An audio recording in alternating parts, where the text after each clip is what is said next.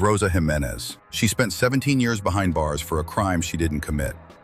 I remember my classmates drawing pictures of doctors and firefighters. And I remember me drawing pictures of me with a bunch of kids.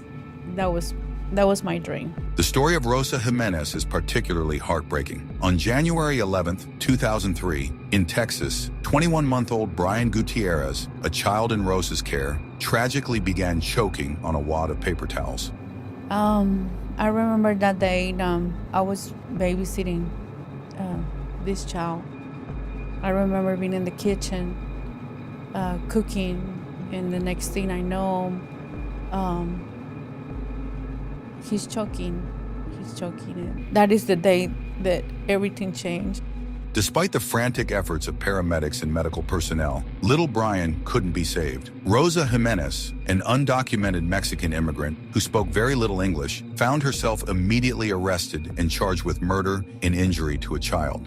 The prosecution's entire case hinged on expert medical testimony, primarily from paramedics, treating doctors, a forensic pathologist, and a child abuse pediatrician. They all concluded, with what they believed was certainty, that it would have been physically impossible for the child to accidentally choke on the paper towels. Therefore, they argued, they must have been intentionally forced down his throat. He had paper towels forced down his airway. He didn't do it himself. Since Brian was in Rosa's care, she was the accused. There was no evidence that Jimenez had ever mistreated the child, no apparent motive, and no history of substance abuse. Yet, based strictly on this seemingly irrefutable medical testimony, a jury found her guilty of murder and injury to a child in August 2005, condemning her to a staggering 99 years in prison. Her defense was shockingly inadequate, and she was denied the crucial due process rights to adequately fund her own expert witnesses. For 17 agonizing years, Rosa Jimenez maintained her innocence from within the unforgiving walls of a prison. The Innocence Project and a dedicated team of pro bono attorneys tirelessly worked to overturn her conviction. The turning point arrived with a new medical consensus. A recently available consensus statement by 4 leading pediatric otolaryngologists, ear, nose, and throat specialists,